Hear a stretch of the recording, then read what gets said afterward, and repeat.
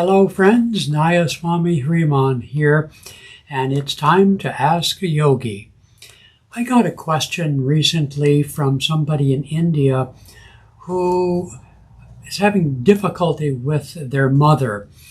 Let me just read the question. Is it possible for a mother to be so negative and against you? Please help me to understand how I can accept the fact that my relationship with my mother has gone as low as even I can't imagine.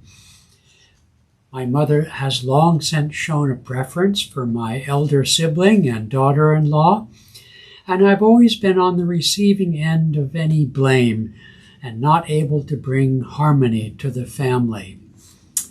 Well, that's where the idea of reincarnation can provide some, at least, mental relief.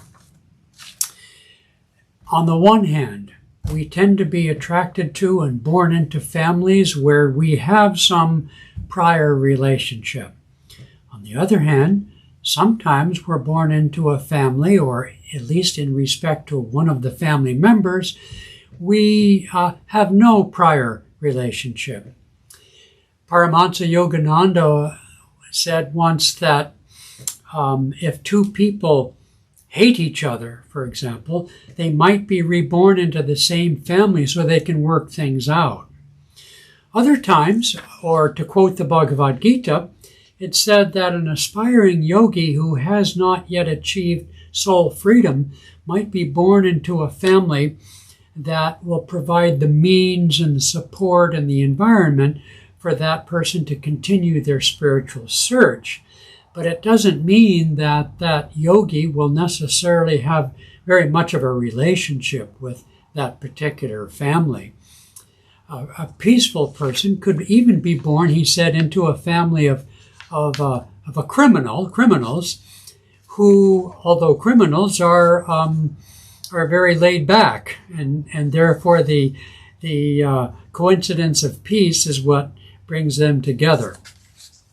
Anyway, so when we have a very negative relationship with a family member, and this person who wrote, I assumed from the question that they probably share the same household, which is more common in India than it is at this point in America, where an adult will live with their parents perhaps longer and so on.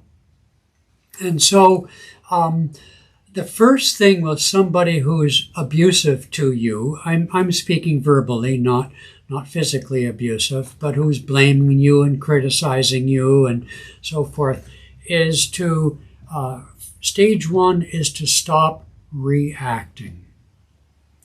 Someone says something, just look at them briefly, quietly. Even smile, that'll drive them nuts, but don't react. You know, when there's a push-you-pull-me relationship going on, let's say somebody teasing, the person being teased, or like somebody who tells terrible jokes or puns like I do, the cure is for the other person not to laugh, and for the person being teased not to get angry or upset or hurt. Same thing. Stage one, don't react. If a tirade happens, and that's kind of typical, in the heat of things, calmly turn around and walk out. You can perhaps discuss things later, although if it's really an inbred habit of abuse in this way, talking things out is by no means the first level. Stopping the reactive process is the first level. Obviously, if you can't absent yourself from the household, I'm assuming in this case the person couldn't, then it's important for you to keep to yourself, okay? Don't get engaged in too many conversations. Show your non-acceptance of their behavior by being quietly inward, polite, and respectful at all times, but be someone who knows your boundaries. And, when someone is demanding, let's say, and so forth, you can say things, well, I'll do it when I can, when I can get around to it. Let me see if I can find someone else to help you. In other words, keep your boundaries intact, and especially if this is a change of behavior, it's going to generate a firestorm. So you have to be strong. Now, from a spiritual level, it's important to understand that this is your test. You have drawn this to yourself. And so no matter how poorly that person is behaving towards you, and I'm not talking, of course, about physical violence and so forth, you don't want to be a doormat. That's where the boundaries thing and not reacting, etc., comes into play. But nonetheless, you have drawn to yourself a situation of abuse, we'll call it. And so it's important for you to develop that strength of character by which, by not reacting, you can gradually overcome, transcend whatever it is brought this to you. Yogananda would say, be even-minded and cheerful, or at least calmly accepting of whatever circumstances come. He said all conditions are neutral. Now, these things are easier for me to say than necessarily for any of us to do, but we have to kind of know what we're aspiring towards in our response to difficult people. Beyond that, I encourage you to pray daily for that person. And during the day, I'm assuming, you're sharing the household.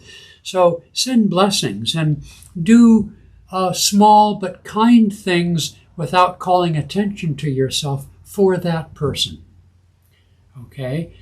And gradually, and it can take some time, but remember, you're there to overcome whatever karma brought this to you. You're not there to change their behavior.